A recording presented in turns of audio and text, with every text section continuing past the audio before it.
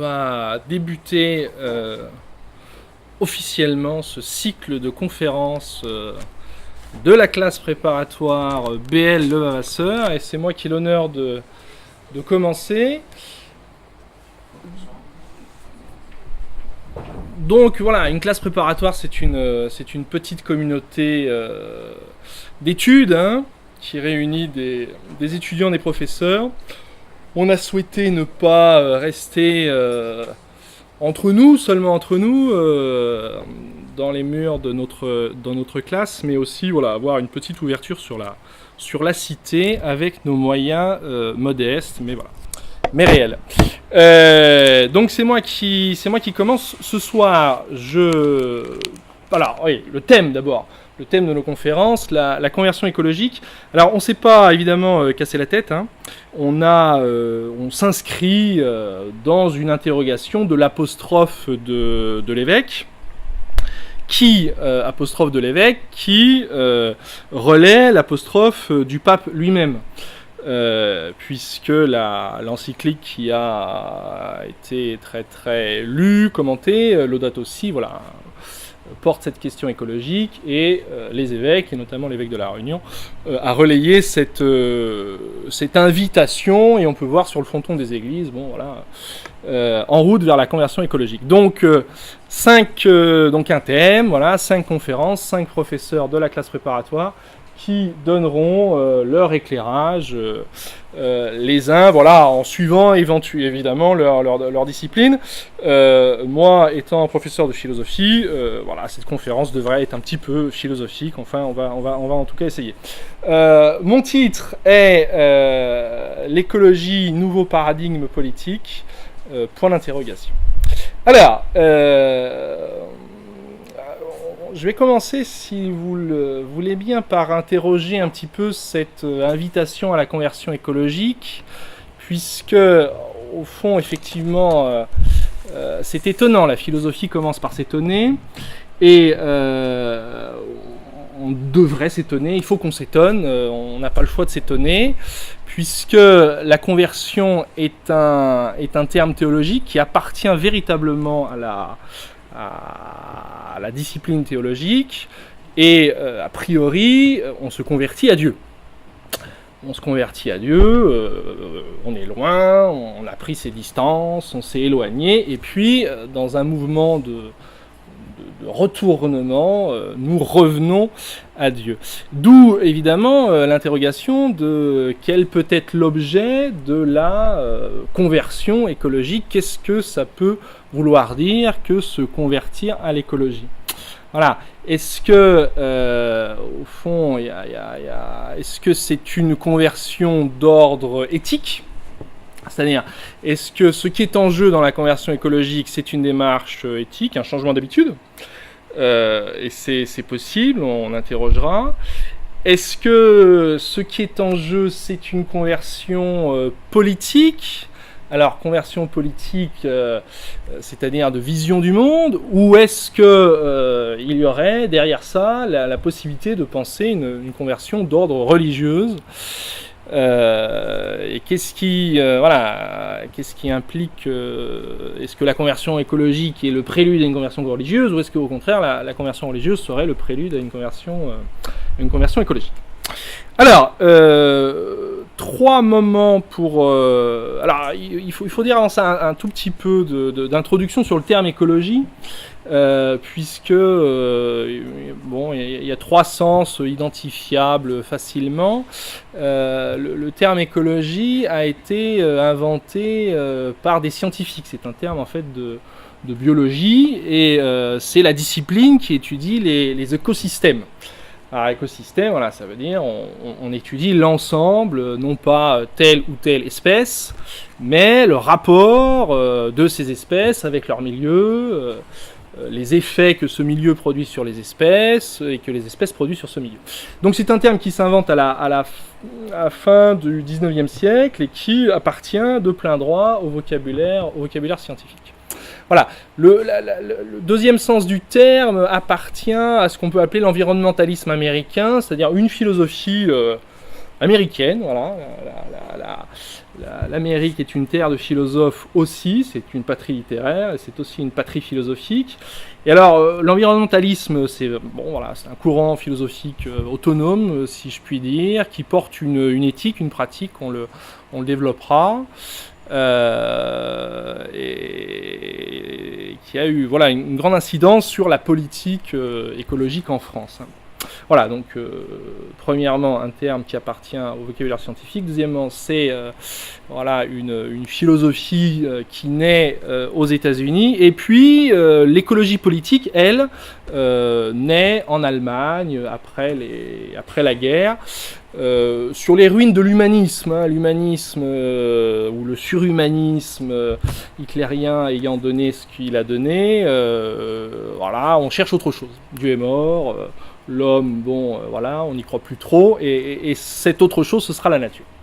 Donc voilà, l'écologie s'inscrit à la fois dans un mouvement éthique, environnemental, biologique, scientifique, et puis également un courant politique. Alors, 3 points, parce que évidemment, ce qui est étonnant dans cet appel du pape à la conversion écologique, c'est que au fond, d'où qu'on le prenne, l'écologie a plutôt, une relation conflictuelle avec le christianisme. C'est-à-dire que est écologiste celui, c'est très vrai chez les Américains, mais presque chez tous, est écologique celui qui arrive à penser en dehors des catégories chrétiennes, à penser hors du christianisme. Et donc il y a véritablement une recherche par le pape de mettre la main sur un courant intellectuel et politique qui a priori est plutôt hostile au christianisme, pour des raisons qu'on va étudier, qu'on va voir, mais qui sont facilement identifiables tout de suite. C'est-à-dire que le christianisme met l'homme au centre, le place sur un trône, et c'est cette place prééminente sur la création, dans la nature, que l'écologie, dans certains de ses aspects, a tendance à interroger, à critiquer. Voilà. Il faudrait, pour être un écologiste, penser que l'homme, est une espèce parmi d'autres, et pas la plus intéressante. Voilà, donc il faut véritablement avoir en tête cela. Le geste du pape n'a rien d'évident. Il va sur des terres traditionnellement hostiles, d'où une certaine, je crois, malgré le fait que on salue, comme à chaque fois, l'initiative du pape, tout ça, l'encyclique se lit très bien, mais une certaine perplexité, voire confusion, puisque ces 2 courants de l'écologie et du christianisme se sont peu mêlés et plutôt regardés en chien de faïence. Alors, 3 mouvements dans mon exposé, 3 points. Voilà. Premièrement, essayer d'identifier ce qu'on appelle la crise écologique, c'est-à-dire qu'est-ce qui nous donne à penser, qu'est-ce qui mobilise notre réflexion. Deuxième point, et ce sera un peu le cœur du réacteur, si on veut, de ma conférence, si je souhaite qu'elle traite son thème, quel est le paradigme politique dont l'on dispose pour penser cette crise écologique, c'est-à-dire a-t-on un paradigme politique identifié, ce paradigme politique suffit-il ou en faut-il un autre ? Et au fond, j'aurais plutôt tendance à défendre cette idée que oui, nous aurions besoin d'un paradigme autre, d'un paradigme différent. C'est ce que je vais essayer de défendre. Et puis le troisième point, ce sera interroger, au fond, j'utilise le grand mot, mais la métaphysique de ce paradigme nouveau. Voilà. Quels sont les fondements, quels seraient les fondements métaphysiques de ce paradigme nouveau. Voilà. Donc, ça fait beaucoup d'annonces et de suspense. On va commencer tranquillement, par le premier point qui est qu'est-ce qu'on appelle la crise écologique et qu'est-ce qui mobilise la réflexion au fond de tout un ensemble de gens, dont le pape et l'évêque. Je crois que c'est une angoisse un peu triste, qui consiste au fond dans la prise de conscience que la nature, loin d'être un terme indestructible, voilà, un terme hors d'atteinte de l'activité humaine, peut être l'objet d'une dévastation, mais en tout cas d'une empreinte irréversible de l'homme. L'homme a le pouvoir de marquer de son empreinte de manière irréversible la nature, de manière irréversible la terre. Aussi loin que vous irez en bateau, vous naviguerez sur des eaux polluées de plastique. Il n'y a plus d'ailleurs à proprement parler. Ou alors s'il y a des ailleurs, si on peut échapper quelque peu à la pollution, ce sera sous la forme de petites réserves nécessairement menacées, puisqu'ils seront prises d'assaut. Donc on est dans cette situation nouvelle de cette empreinte irréversible que l'homme est capable de porter à la nature.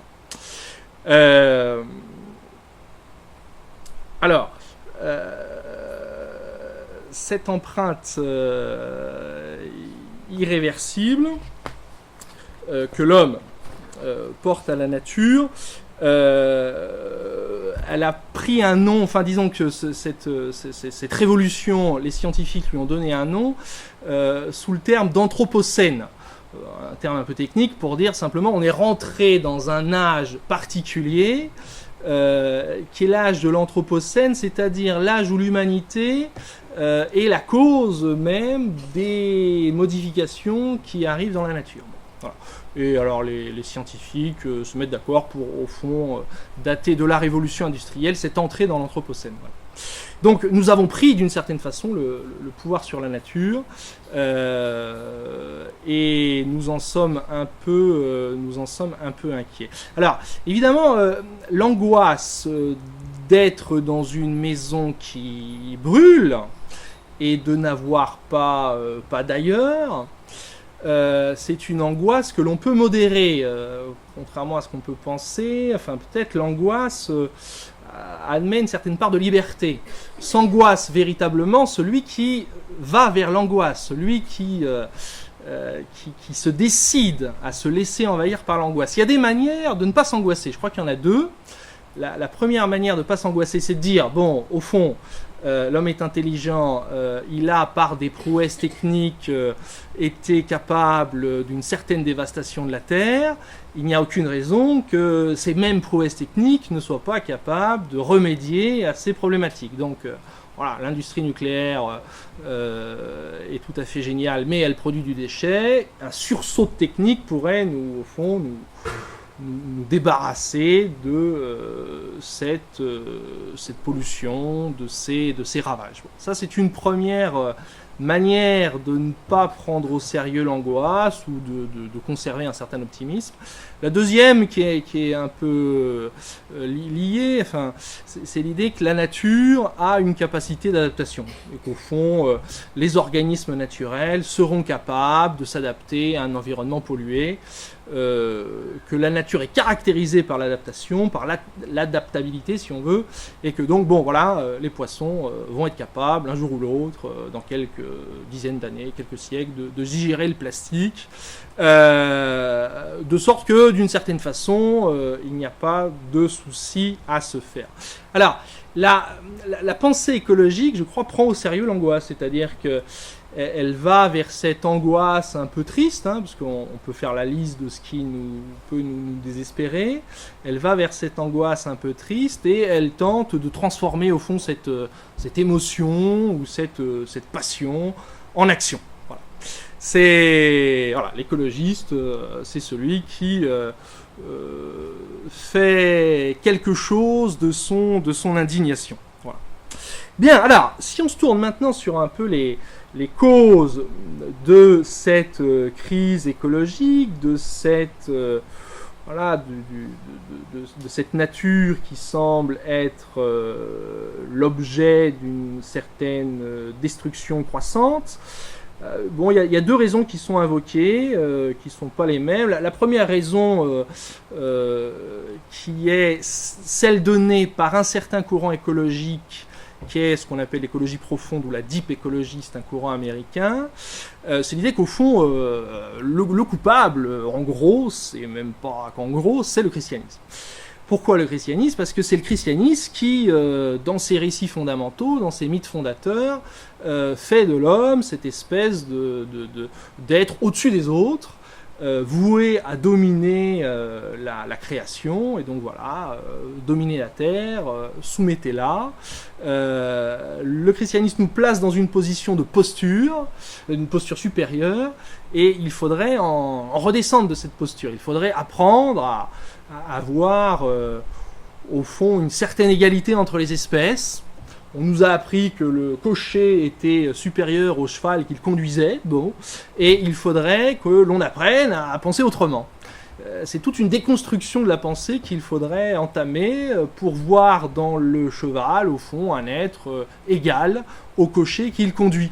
Et si on va vers cette égalisation, les choses pourraient éventuellement tourner de façon plus favorable. Bon. Voilà, alors la deep écologie est un courant radical qui, au fond, a quelques propositions. L'homme est une espèce comme les autres espèces, et pas nécessairement l'espèce la plus intéressante, parce que c'est l'espèce la plus nuisible de toutes les espèces, au point qu'on peut même envisager, au fond, qu'il serait tout à fait appréciable et sympathique que l'espèce humaine disparaisse ou travaille à sa propre disparition. Donc vous avez l'option forte du deep écologie, de la deep écologie, qui consiste au fond à se tirer une balle dans la tête dans un coin forestier désert, histoire de ne pas de cesser au fond d'atteindre à l'environnement. Puis vous avez l'option faible de la deep écologie, qui consiste au fond à défendre le devoir moral de la non-reproduction, et qui fait de la reproduction véritablement la faute morale fondamentale. Alors évidemment, alors certains d'entre nous effectivement sont mal embarqués moralement. Alors là, c'est trop tard, on a fauté, là on ne peut que se repentir. Mais enfin voilà, il ne faut pas se dissimuler qu'il y a tout un courant de l'écologie, voilà, qui porte une certaine accusation nihiliste, hein, au sens, un certain nihilisme, hein. Il aurait mieux valu qu'au fond l'homme ne soit pas, quand on voit le dommage qu'il est capable d'infliger à la Terre. Bon, la deuxième raison, qui me paraît peut-être plus profonde, est celle qui est exposée. Alors évidemment, je vais faire je vais simplifier, forcément, et celle qui est exposée par un philosophe allemand, c'est que les gens sérieux habitent en Allemagne, et le philosophe allemand en question, c'est Heidegger, et qui dit au fond, la cause du mal, c'est pas la technique. Même sans doute le plus fervent des Amish s'émerveille de voir un avion à réaction volée au-dessus de son ciel. Donc là, le mal n'est pas dans la technique, mais dans ce que Heidegger appelle, et dans une expression qu'il faut un petit peu comprendre, qui est l'essence de la technique. Le mal, c'est dans l'essence de la technique. Et l'essence de la technique, chez Heidegger, c'est la mentalité, le tour d'esprit par lequel nous envisageons la nature comme un réservoir d'énergie disponible. Voilà. Quand je porte les yeux sur la nature, que voit le monde moderne, que voit ce monde issu de la science, issu de la scientifico-technique, qu'est-ce que je vois ? Eh bien, je vois de l'énergie potentielle. Qu'est-ce qu'un fleuve ? Eh bien, c'est de l'énergie qu'une centrale va capter. Qu'une centrale va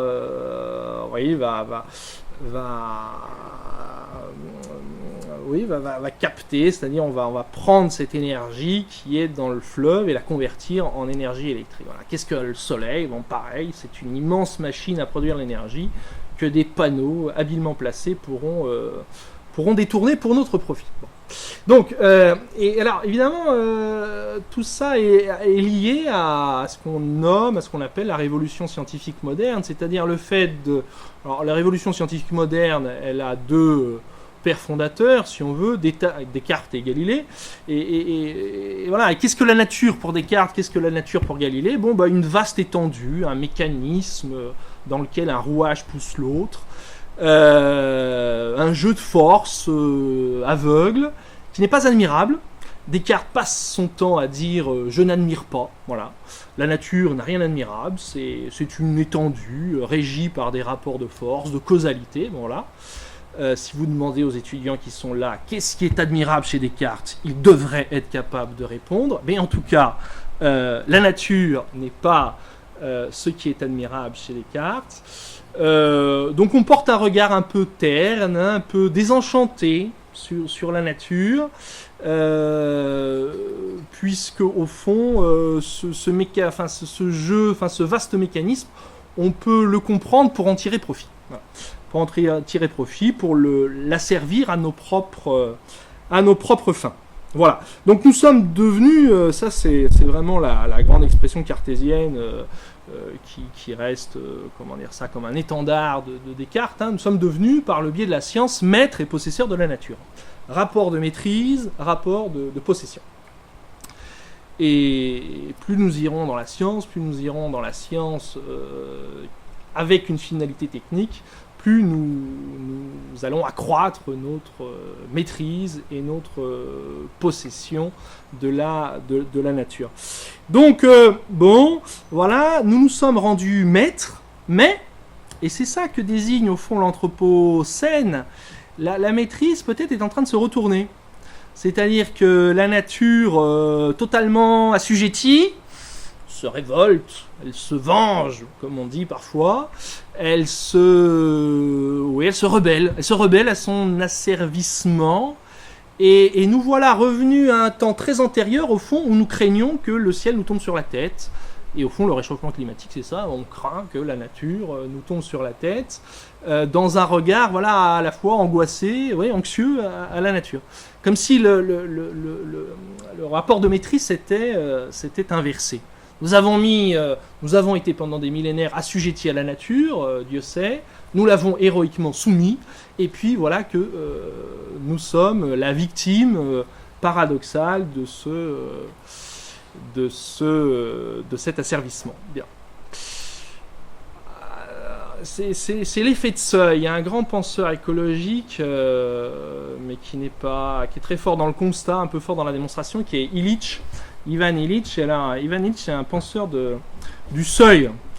Il dit voilà, bon, il y a un système technique, scientifico-technique qui est très performant et qui apporte du bien-être, de l'amélioration. Ça, c'est vrai. C'est vrai, mais il y a un moment où ça bascule. Il y a un moment où le système devient tellement complexe que plutôt qu'apporter du bien-être et de l'amélioration, il produit de la désolation, du malheur. Il y a un effet de seuil. Illich le remarque aussi, alors là, c'est criant. Il ne faut pas le dire trop fort ici, mais dans le système scolaire.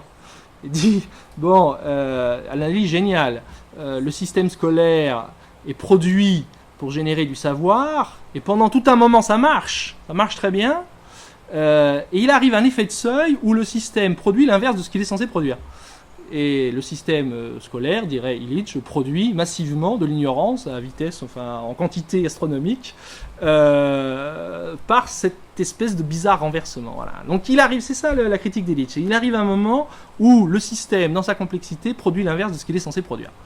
Et il faut identifier l'effet de seuil, le moment de retournement pour éviter d'aller jusqu'à cet effet de seuil. Et c'est une pensée écologique aussi là de la limite, quoi. Il faut s'arrêter avant le basculement, avant le renversement.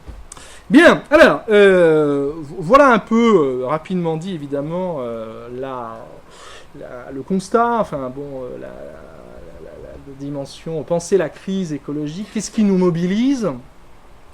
Voyons un peu quelles sont les ressources politiques pour être à la hauteur de cette crise, au fond. Une fois qu'on a identifié les difficultés, une fois qu'on a identifié le mal, si j'ose dire, qu'est-ce qu'on fait ? Qu'est-ce qu'on fait? Alors, c'est là où intervient l'écologie politique qui a des racines intellectuelles complexes. Complexes, oui.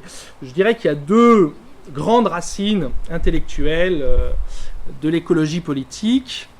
La première, c'est deux racines qui sont à peu près contemporaines, mais bon, en tout cas, celle dont je vais commencer par parler, c'est le romantisme.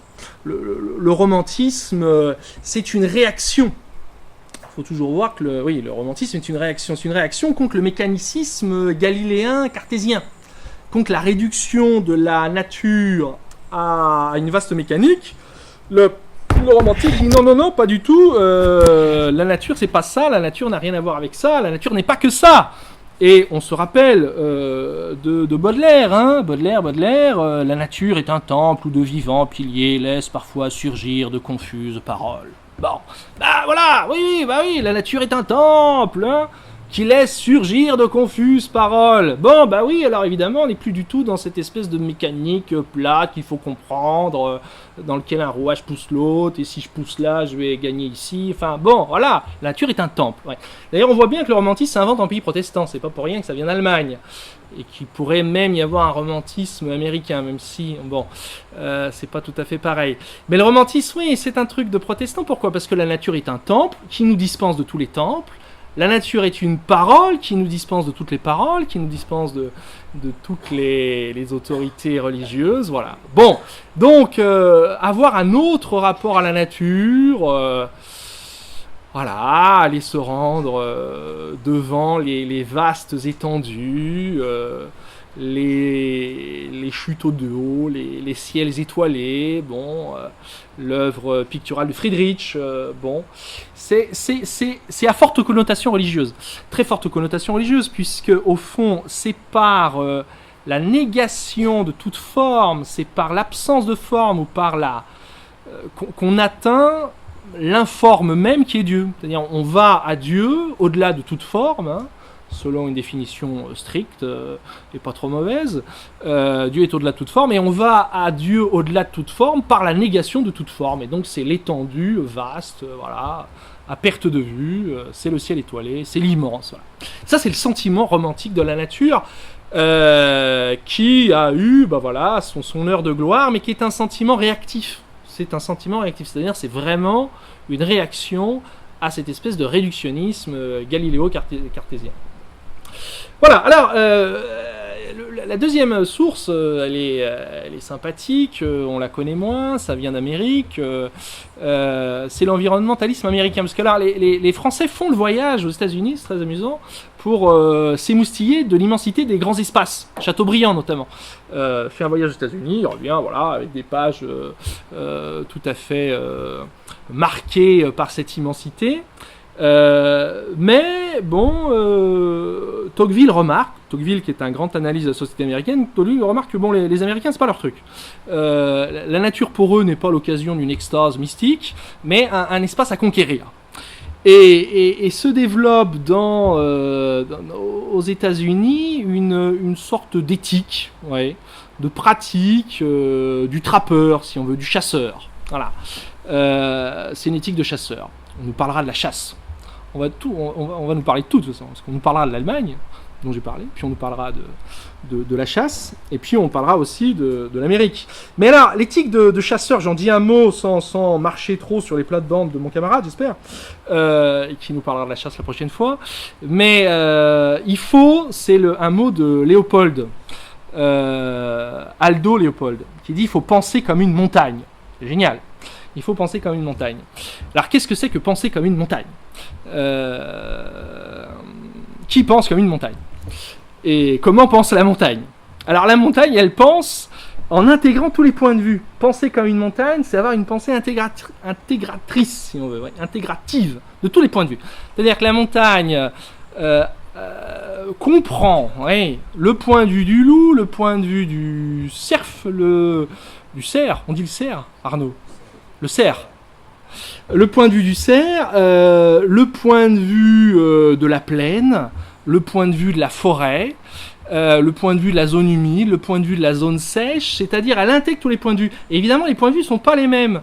Le loup n'a pas le même point de vue que le cerf. Évidemment.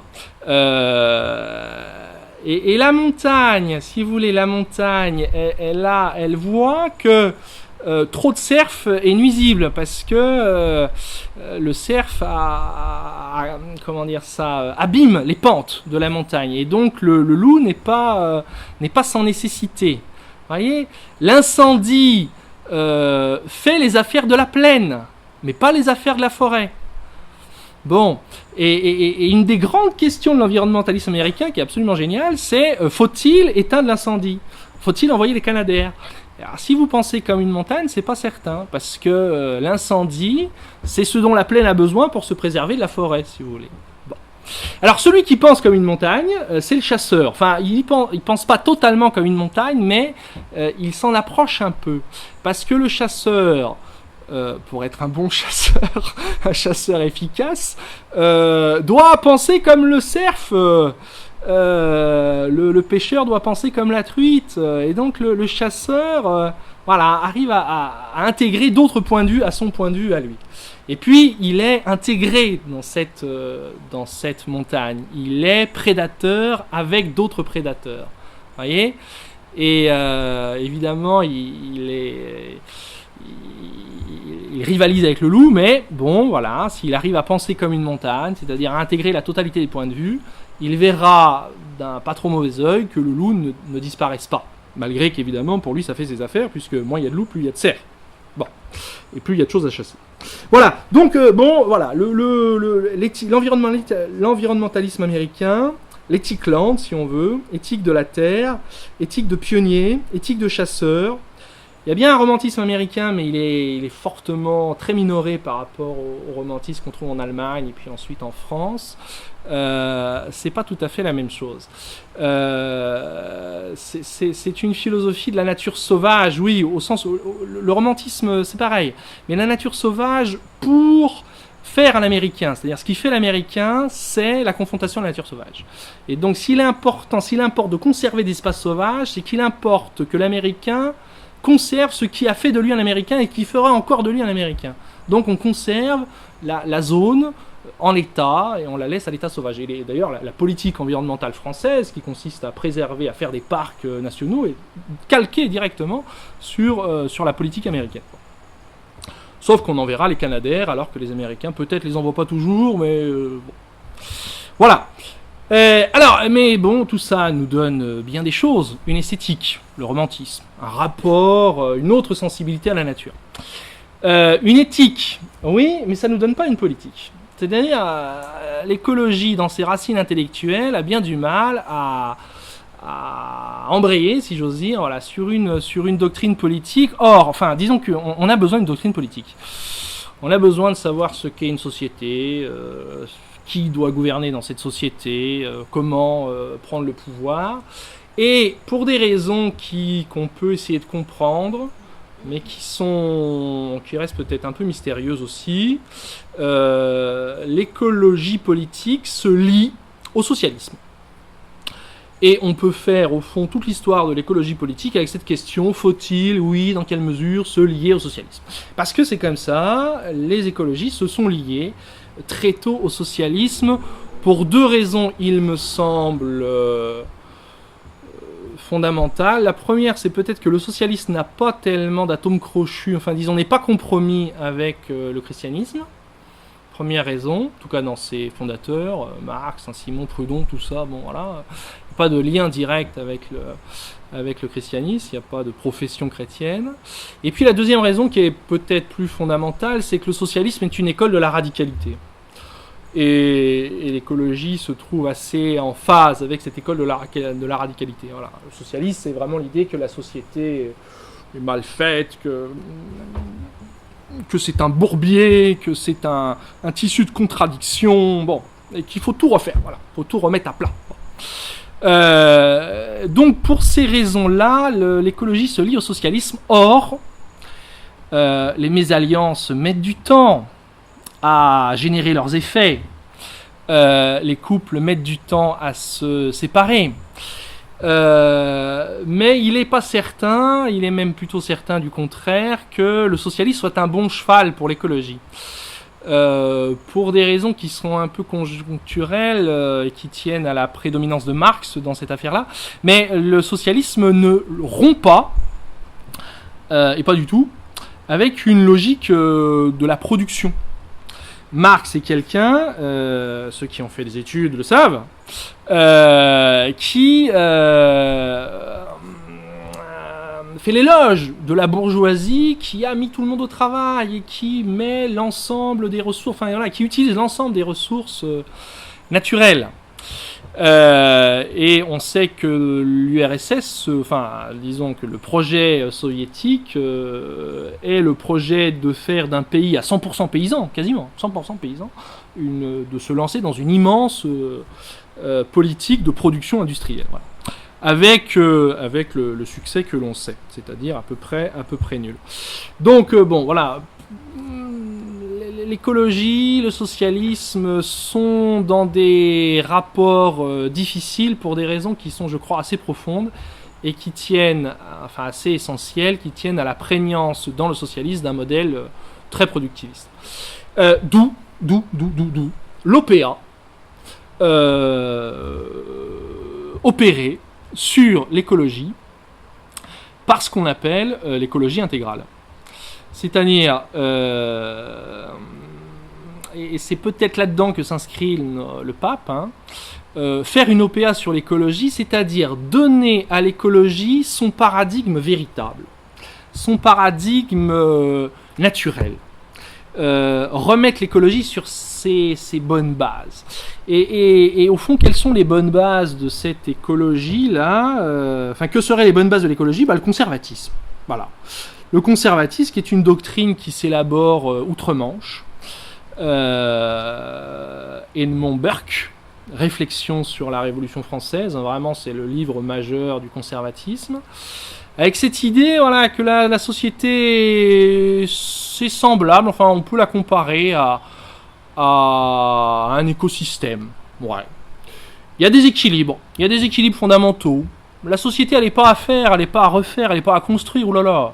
La société, elle est là.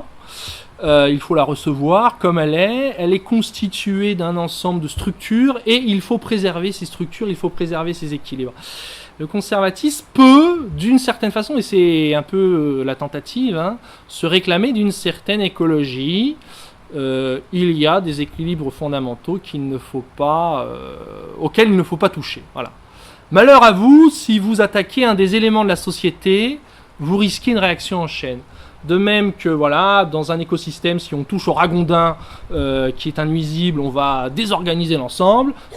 Si vous touchez à un petit élément du social, si vous réformez quelque peu, je ne sais pas, la famille, l'entreprise, au bout d'un moment, tout ira à valo. Donc il faut une politique d'écologie intégrale, de conservatisme. Pour préserver les équilibres fondamentaux. Alors, ce qui est marrant, c'est que notre conservateur à nous, parce que nous, on n'est pas conservateur, disons que le conservatisme s'invente outre-Manche, ce serait pas mal, si mais outre-Manche, en Angleterre.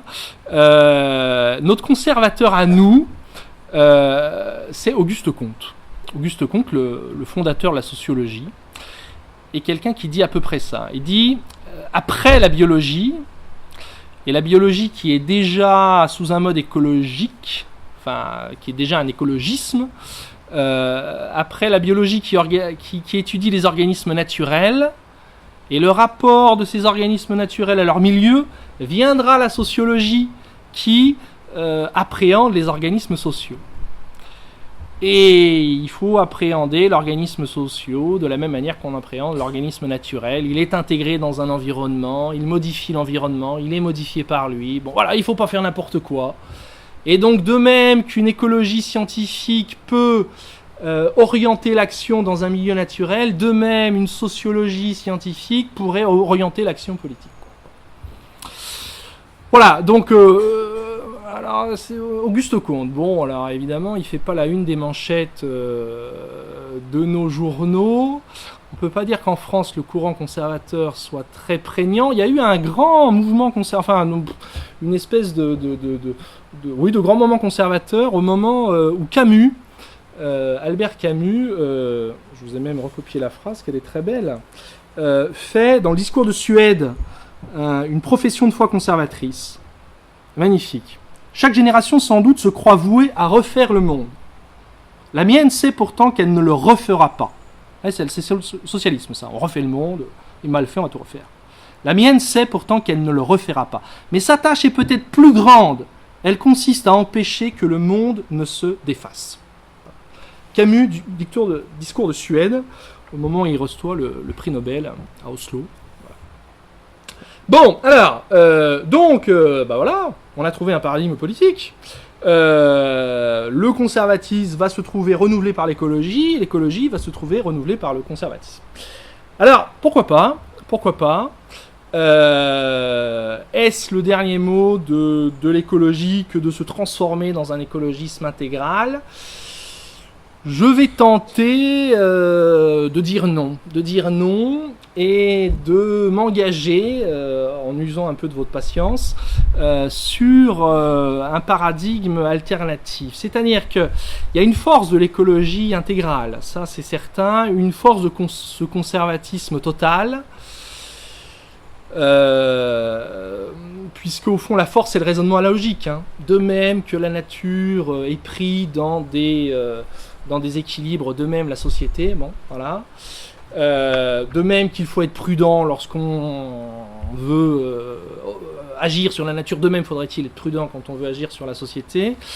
Mais ça n'est pas, et là on va aller vers quelque chose d'un peu nouveau, donc voilà, on va s'accrocher un peu peut-être, mais moi également, ça n'est pas donner une place à la nature. C'est-à-dire ça n'est pas constituer la nature en sujet.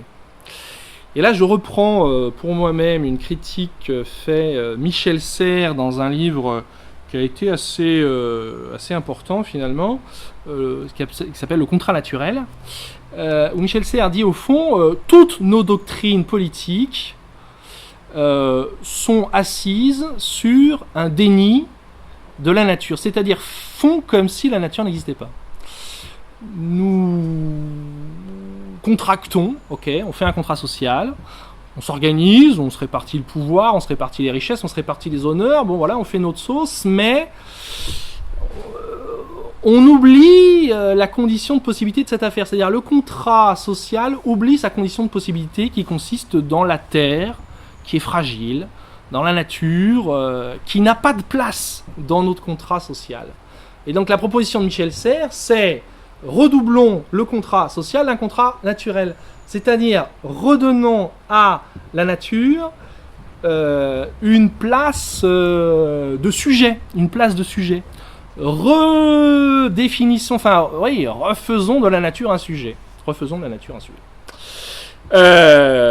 Il faut contracter avec la nature. Il faut faire du donnant-donnant.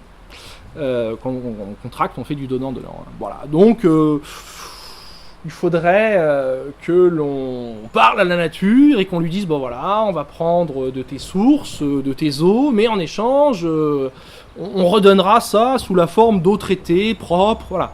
On prendra de tes fruits, mais en échange, les arbres seront soignés. On prendra de tes animaux, mais en échange, les animaux seront bien traités. Voilà, cette pensée du contrat, d'une extension du contrat social, redoubler le contrat social d'un contrat naturel. La modernité a été sympathique, elle a donné des droits à tous, même aux esclaves, même à ceux qui n'en avaient pas, même aux femmes, mais elle a oublié la nature. Et donc il faudrait lever cet oubli, enfin refaire de la nature une entité juridique. Bon. Alors, c'est une idée qui est, c'est une idée précieuse à mon sens, même si évidemment elle pose des difficultés considérables que Michel Serres ne traite pas, puisque c'est pas son objet, hein, il lance des pistes et puis à chacun de se débrouiller, parce que au fond, quelle est cette nature avec laquelle on va traiter? Qui est cette espèce de Gaïa, là, avec laquelle on va traiter? Qui va traiter avec elle? C'est-à-dire, bon, est-ce que c'est le peuple français réuni dans une assemblée souveraine nationale qui va traiter avec Gaïa? Est-ce que c'est les Nations Unies? Enfin bon, voilà. Qui va être le contractant? Voilà. Mais qui est Gaïa? Qui contracte avec Gaïa? Et puis surtout, qui vérifie que le contrat soit bien respecté? Enfin, qui est le tiers garant du contrat? Bon, et à toutes ces questions, il n'y a aucune réponse. Et donc, on en est là. Alors, je fais, comment dire ça? On croit que cette idée est nouvelle, mais en réalité, elle n'est pas nouvelle. Et même Michel Serres refourgue des idées qui sont dans l'environnementalisme américain depuis les années 70. Il fait guère que ça. Mais il ne voit pas que cette idée n'a rien de nouveau. Alors celui qui voit un peu que cette idée n'a rien de nouveau, enfin qui fait semblant de ne pas voir peut-être, c'est Luc Ferry, dans un texte aussi un peu important, enfin qui a marqué son époque, dans le Nouvel Ordre écologique. Luc Ferry étudie les procès des animaux au Moyen-Âge. Et il dit, ben voilà, il y a eu un temps, il appelle ça le pré-humanisme, où les animaux avaient des droits, où les animaux avaient droit à un procès.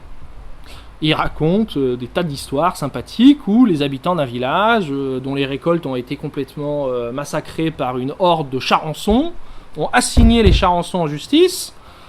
On dit, bon écoutez les gars, maintenant suffit, je vous assigne en justice, une procédure accusatoire, hein. On va devant le juge, on dit, oh, faut que ça cesse. On constate les dégâts, enfin voilà, on constate le crime, et puis on passe effectivement les charançons en justice. Et ça a eu lieu, c'est très documenté, et c'est pas une pratique marginale. Et il y a un avocat qui est là. Si on devait faire, nous aujourd'hui à la Réunion, on fera un procès des requins, avec un avocat. Bon. Avec un avocat, et l'avocat, ce qui est marrant, c'est que souvent, il plaide la relaxe. Disons, ouais, mesdames, messieurs, les juges, comprenez bien que ces bestioles sont des bestioles de Dieu, elles ont le droit de se nourrir, comme les autres, bon, et souvent, il obtient l'acquittement. Et quand on lit un peu cette littérature, alors, nous, ça nous fait rire, mais il y a parfois des paysans qui voient venir que leur cause ne sera pas défendue, qui proposent de se transiger, en disant, bon, écoutez, on va faire un accord, on vous donne un coin de terrain, vous allez vous y répandre, vous pouvez manger tout ce qu'il y a, on n'y touchera pas, on n'y viendra pas, et en échange, nos récoltes, vous y touchez pas. Et parfois l'avocat des charançons dit non mais attendez les gars, vous vous faites avoir, le terrain il vaut rien, c'est stérile, c'est en pente, il y a des bois dégueulasses, enfin y allez pas, enfin bon. Voilà, et donc on a cette pratique tout à fait instituée des procès des animaux qui nous font beaucoup rire. Et le problème de Ferry, c'est qu'il rigole beaucoup, mais qui ne montre jamais le malhonnête, le fondement de cette affaire-là. Parce qu'il y en a un. Et on peut l'attaquer, mais on peut pas ne pas le passer, enfin on peut pas le passer sous silence complètement. Il y a un fondement métaphysique à cette affaire, et il y a un fondement dans la doctrine politique, qui est celle des gens du Moyen-Âge, qui effectivement ne pensent pas tout à fait comme nous. Et si vous ouvrez un grand ouvrage, enfin voilà, le grand ouvrage de philosophie politique du Moyen-Âge, bon, on disait pas comme ça à l'époque, mais chez saint Thomas par exemple, le roi règne sur son royaume de la manière dont Dieu règne sur l'univers. C'est-à-dire que le roi est l'imago Dei, c'est lui l'image de Dieu. Enfin, nous aussi, nous le sommes, mais lui, de manière plus éminente que nous, parce que lui est à l'image de Dieu en ce qu'il gouverne comme Dieu gouverne. Et ça a une conséquence que nous, on ne voit pas. C'est que le roi est roi du royaume de France, et pas des Français, selon la terminologie moderne de Bonaparte, il me semble, puis des orléanistes.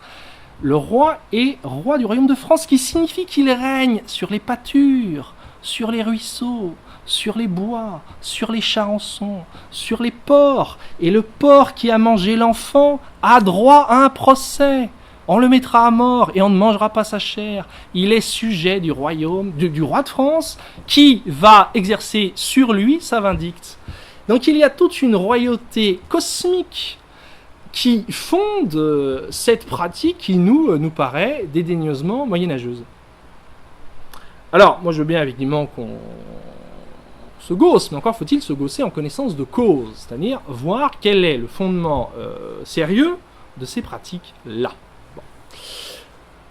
Voilà, alors, petite conclusion, enfin une troisième partie qui sera conclusive, quoi. Si on cherche dans la philosophie contemporaine, dont je connais trop peu les travaux sur cette partie, en tout cas, à fonder une subjectivisation de la nature, c'est-à-dire, au fond, refaire de la nature un sujet. Bon. Alors, ma question, pour finir, sera celle-ci. En quoi le christianisme peut-il offrir une métaphysique pour cette affaire ? C'est-à-dire, en quoi peut-il fonder cette subjectivisation de la nature, ce redevenir sujet de la nature ? Parce qu'au fond, voilà, il faut fonder cette affaire. Si on veut que la nature devienne un sujet, on s'y prend comment ? Difficile d'envisager une rétrocession dans un paganisme ancestral où on va se mettre à faire des processions pour Gaïa, à allumer un grand feu de camp et à faire une danse autour de la déesse Gaïa. Bon, voilà. Alors, donc je conclus là-dessus un petit peu sur au fond quelles sont les ressources du christianisme dans cette affaire. Et elles me semblent importantes. Le premier point qu'il faut considérer, c'est le malentendu. C'est-à-dire, enfin disons, la relation conflictuelle entre le christianisme et l'écologie repose sur un malentendu. C'est pas qu'un malentendu, mais il y a une grosse part de malentendu. Et le malentendu repose sur une lecture déformée de la Genèse. La Genèse, vous le savez, place Adam au centre du jardin comme, d'une certaine façon, comme dirait Descartes, le maître et possesseur des lieux. Bon. Et donc, les écologistes disent, bah voilà, l'homme est placé dans une position de soumission, c'est une domination, c'est un asservissement. L'homme fait, dans l'ère chrétienne, une guerre sans merci à la nature. Alors, c'est une lecture grossière et de mauvaise foi, parce que si on lit le texte sérieusement, et même en vitesse, on le voit assez vite, la création, ou la nature, si on veut, est confiée. C'est-à-dire que Adam est placé dans un jardin qui ne lui appartient pas. Et dans un jardin qu'il doit entretenir, qu'il doit garder, qu'il doit sauvegarder, mais ce n'est pas le sien. Le Nouveau Testament multiplie les histoires d'un maître qui est parti en voyage, qui a laissé sa maisonnée à ses intendants. Les intendants doivent en prendre charge, doivent en prendre soin, mais ce n'est pas leur maison. Et la maison commune n'est pas notre maison. Et on peut bien parler de maison commune, mais on ne comprendra rien à l'encyclique du pape si on pense que la maison commune est notre maison. Ça n'a pas de sens. C'est la maison du Père, comme dirait la confession de foi chrétienne. Maison de Dieu. Maison de Dieu à qui nous est confiée depuis Adam. Bon. Donc ça, c'est le premier point, c'est-à-dire que la création est donnée. Elle est donnée, voilà, pas tous les jours un cadeau, mais elle est confiée à notre bonne garde. Et cette garde est de l'ordre du service. C'est-à-dire, c'est pas de l'ordre d'une domination asservissante, mais de l'ordre d'une service. C'est-à-dire, voilà, et ça, les Grecs étaient mieux armés que nous pour le penser, hein. En m'occupant du pommier, je sers le pommier qui me donnera de bonnes pommes parce que j'en prends soin et je participe à sa finalité propre de pommier qui est de donner de bonnes pommes. Et donc c'est un service qui est rendu à la nature. Et la vision de la nature est une vision du jardin. Il faut avoir ça en tête et se le redire toujours. La vision, enfin disons que le jardin d'Éden est un jardin. Et un jardin, ça n'est pas du tout la forêt vierge. Ça n'est pas la nature sauvage. Et c'est en ça où l'environnementalisme américain et la pensée écologique en général est dans un contentieux qui me semble assez fondé avec la pensée chrétienne, puisque être face à une nature sauvage dont on a besoin pour jouer aux pionniers de temps en temps, et être dans un jardin, c'est pas tout à fait la même chose. Voilà. Alors, au fond, la proposition cardinale chrétienne, et je finis là-dessus, pour renouveler le rapport à la nature, dont effectivement il semble que nous en ayons besoin, c'est de considérer la nature non pas comme une déesse, non pas comme un dieu, ni comme un réservoir disponible pour nos besoins, mais dans un rapport de fraternité. Dans un rapport de fraternité. Je crois que si on ne va pas jusqu'à là, on ne va pas jusqu'au bout des choses. Et ce rapport de fraternité, évidemment, il apparaît pleinement dans la prière que François d'Assise, célèbre pour cela, nous a laissée. Prière où il apparaît que les êtres que nous considérons comme inanimés et d'un regard un peu terne sont donnés comme des frères et des sœurs. Donc je me permets, et puis c'est un beau texte, de vous lire un petit extrait. J'ai un petit peu dégraissé, mais tout petit peu. Très haut, tout-puissant, bon Seigneur, à toi sont les louanges, la gloire et l'honneur et toute bénédiction. Loué sois-tu, mon Seigneur, avec toutes tes créatures, spécialement Monsieur Frère Soleil, lequel est le jour, et par lui tu nous illumines. Et il est beau et rayonnant, avec grande splendeur, de toi, très haut, il porte la signification. Loué sois-tu, mon Seigneur, par sœur lune, et les étoiles, dans le ciel tu les as formées, claires, précieuses et belles. Loué sois-tu, mon Seigneur, par frère vent, et par l'air, et le nuage, et le ciel serein. Et tout temps par lesquels à tes créatures tu donnes soutien. Loué sois-tu, mon Seigneur, par sœur eau, laquelle est très utile, et humble et précieuse et chaste. Loué sois-tu, mon Seigneur, par frère feu, par lequel tu illumines dans la nuit, et il est beau et joyeux et robuste et fort. On finit. Loué sois-tu, mon Seigneur, par sœur notre mère terre. Voyez, sœur notre mère terre. Donc c'est une mère, mais c'est à la fois et d'abord une sœur. Sœur notre mère terre, laquelle nous soutient et nous gouverne et produit divers fruits avec les fleurs colorées et l'herbe. Alors, messieurs, dames, de deux choses l'une. Soit on prend ce texte comme un texte littéraire sympathique, on en fera faire des illustrations au catéchisme pour les enfants, et ça nous donnera de beaux dessins. Soit on en pense la rigueur. Et il n'y a pas 100 000 manières d'en penser la rigueur. Parce que le texte est naïf mais rigoureux. Il est très naïf mais très rigoureux. C'est une radicale, c'est la conversion radicale du fils Bernardone à l'âge de 25 ans à Dieu, qui lui permet de gagner des frères, des sœurs, là où nous voyons ni frères ni sœurs. C'est-à-dire que la conversion écologique ici, elle donne de gagner, donc de recevoir des frères et des sœurs inattendus. Ouais, inattendus. Le vent, la lune, le ruisseau, l'eau, le feu. Ouais. Et donc il me semble que le fin du fin, enfin en tout cas dans cette affaire-là, c'est que c'est la conversion religieuse et même radicale à Dieu qui est la condition de possibilité ici d'une conversion écologique qui soit sérieuse, c'est-à-dire qui renouvelle véritablement le rapport à la nature en attribuant à la nature quelque chose du sujet. Et donc qui accomplit réellement, fermement, enfin fondée, une subjectivisation de la nature. Et en fait, alors par incompétence peut-être ou ignorance, je ne sais pas trop comment peut-on s'y prendre autrement. C'est-à-dire, je ne vois pas comment refonder une subjectivisation de la nature qui n'engage pas cette pensée de la fraternité universelle qui a pour condition une conversion radicale à Dieu. Je veux bien qu'on cherche à refaire de la nature un sujet de droit, qu'on s'adresse à la nature en disant tu, frère, sœur, mais quel est le fondement métaphysique de cette affaire ? Parce qu'on ne fera pas ce qu'on veut, on fera ce qu'on trouve raisonnable de faire. Chez François, il est très raisonnable de dire frère, vent, parce que louer très haut Dieu, machin, les créatures, toi le créateur de toute créature. Donc c'est pas irrationnel, c'est pas déraisonnable, c'est fondamentalement rationnel. Mais la condition de possibilité, c'est la conversion de Saint François, tout à fait radicale, à l'âge de 25 ans, à Naples, je crois. Voilà, sur cette réflexion finale, je vous abandonne en vous donnant rendez-vous